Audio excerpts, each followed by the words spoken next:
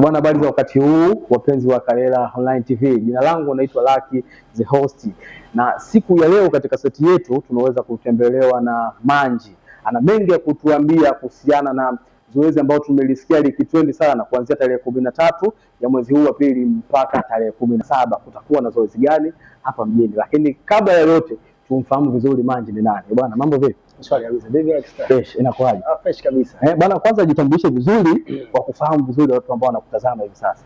Bwana, kwa majina naitwa Imani Mshamu Idi ila maarufu Manji. Ndio. Bwana, mimi ni mwenyekiti wa taasisi ya Youth Advocacy Partner. Kifupi YAP. Unaweza YAP ndio umemaliza hapo. Bwana, kumetrend sana kuhusiana siku ya tarehe 13 ya mwezi huu wa pili, lakini mpaka tarehe 17 kuhusiana na issue ya upandaji miti. Lakini hii issue inaonekana imelenga sana kwa vijana. Nini makusudio yenu nyinyi kama taasisi? Mimi kama kiongozi wa hiyo taasisi tunaitwa Youth Advocacy Partner. Tunajihusisha na masuala yote ya vijana, hususan nyanja zote, yani kuanzia michezo, ujasiriamali na fursa zote zinazohusiana na vijana. Ni maslahi ya jamii kwa ujumla. Tunajihusisha sana na michezo. Kwa mfano miaka miwili nyuma tulifanya michezo ya masumbwi kama unakumbuka vizuri. Tulifanya pia mpira wa miguu wa wanawake. Tulifanya kwa miaka 4 mfululizo. Sasa tukasema tuje kivingine kidogo, tuje sasa kwa jamii tuisaidie serikali kwenye upandaji wa miti. Tunazungumzia hii tarehe 13 mpaka 13 hadi 17. Lakini sasa hii itaanza tu kwa hii ni kilele hiki. Mwanzo ni ufungaji wake. Hii itafanyika kwa kusini nzima.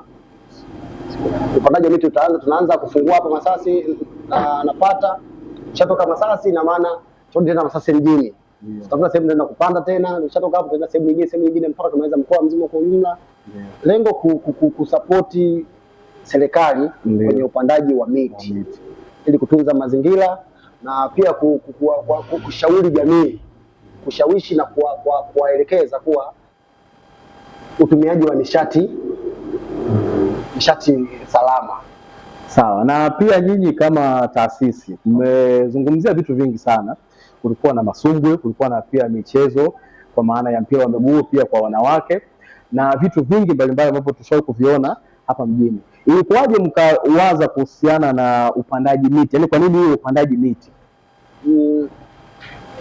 Ukitembea kwenye haya mapoli yetu, sisi tumebarikiwa sana mapoli sana. Lakini ukitembea kwenye mapoli yetu miti imeharibiwa vibaya mno. Kiacha kuharibiwa hata mazingira, ukiangalia hii upandaji wa miti unaleta picha nzuri, taswira ya macho. Yaani ukiona hapa imekaa vizuri. Mfano ukitembea baadhi ya shule hizi una hali ya hewa, sehemu za kupumzika, hata sasa hivi kidogo jua kali, lakini tukana miti na maana hata hali ya hewa tunapata nzuri. Pia miti itatusaidia baadaye kufanya mbao. Sahihi. Sisi tunaelewana vizuri. Kwa hiyo tukaona kwanza miti ili mradi tusupport, yani mazingira yatunzwe vizuri. Maana ukitunza miti vizuri hata watu kujenga ovyo. Ina maana watu watojenga mbele ya miti, wajenga nyuma ya miti. Sahihi. Sawa. Na nini mawazo yenu kwa vijana? Kwa sababu asilimia kubwa mimi nafikiri watu ambao wanaharibu mazingira kwa maana ya kukata miti ovyo, lakini pia hata katika uchomaji wa mkaa, asilimia kubwa inakuwa ni kwa vijana. Nini mawazo yako kwa vijana kuhusiana na hiki ambacho mnakwenda kukifanya kuanzia tarehe 13 mpaka tarehe 17? Kwanza kabla hujajua vijana kwa nini wanafanya shughuli ile pale ya kukata miti. Je, vijana washawahi kufikiwa kupewa elimu ya mazingira? Vijana utaswali hilo, vijana hawajafikiwa. Sisi kama sisi tukaona vijana wanakamatwa sana. Sisi kwa ajili ya maslahi ya vijana. Ndio vijana wanakamatwa pikipiki na kwenye basikeli zao, pikipiki kama beba mbao na vitu vingine kwa sababu hawajapewa elimu nzuri ya utunzaji wa mazingira. Na imani kupitia sisi vijana wenzao tutakaa nao chini kuelekeza bwana tutunze miti hivi na hivi.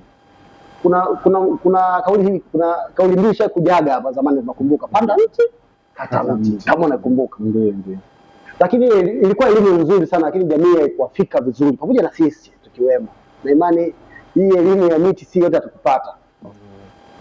Kwa hiyo tunapopata elimu ya miti kama hivi sasa hizi na imani kidogo tutapata tufikie vijana tuwape elimu, maana tukikata mkaa madhara yake, lakini kuna mkaa mbadala upo.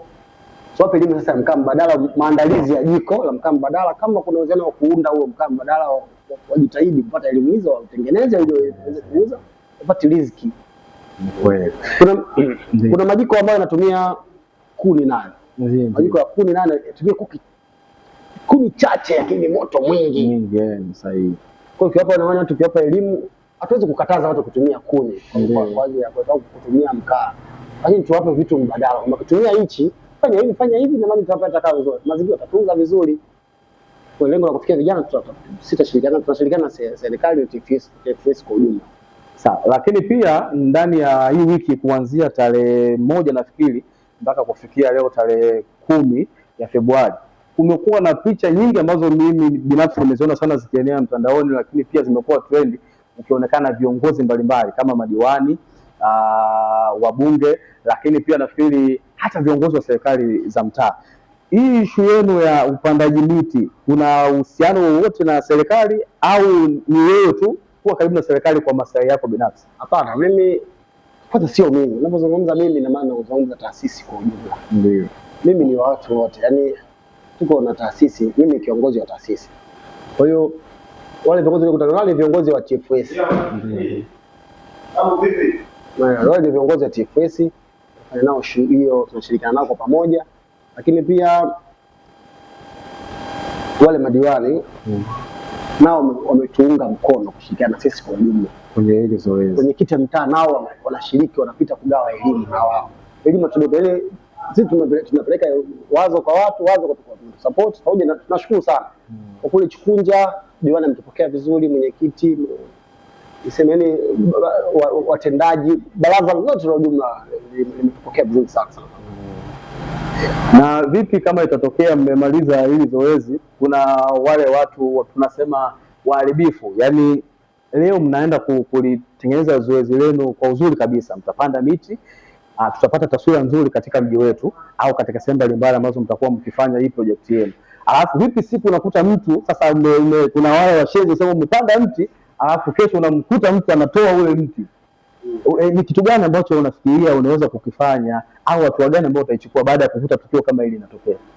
Kwanza cha kwanza sisi tunaenda kuwapa elimu. Maana elimu tushikayo hapa wenyewe watashiba. Ndio. Kuna kauli mbiu moja tunatembea nayo sasa hivi, soma na mti. Tunaanza watoto wa shule ya msingi. Mtoto wa darasa la kwanza anakabidhiwa mti wa kusoma naye. Yaani anaposoma darasani anasoma studies za kazi, atasoma physics, science, English na hivyo. Aidha kuna mti wake na anafanyaje? Tunasoma nao, kazi yake kufanyaje? Kuutunza na kuulinda. Shuleni anapata elimu ya miti, kutunza mazingira. Akirudi nyumbani tena kuna elimu ya mazingira na imani. Watoto hivyo vitu tutakuja kufanya, tutakuja kuviona. Na imani hiyo. Sababu hata mtaani wale wote ambao na maeneo pembeni mwa barabara, tumeongea nao vizuri, kila mmoja utunza mti wake. Kama mwanae anatunza mti wake shuleni, je, mzazi atashinda kutunza mti nyumbani? Atautunza. Sasa nafikiri pia ni elimu nzuri sana. Na unafikiri hili zoezi litadumu kwa muda gani? Itakuwa endelevu au baada ya hii tarehe 13 mpaka 17 tukimaliza tutakuwa ndo tumefunga, au hii elimu itaendelea kwa muda gani?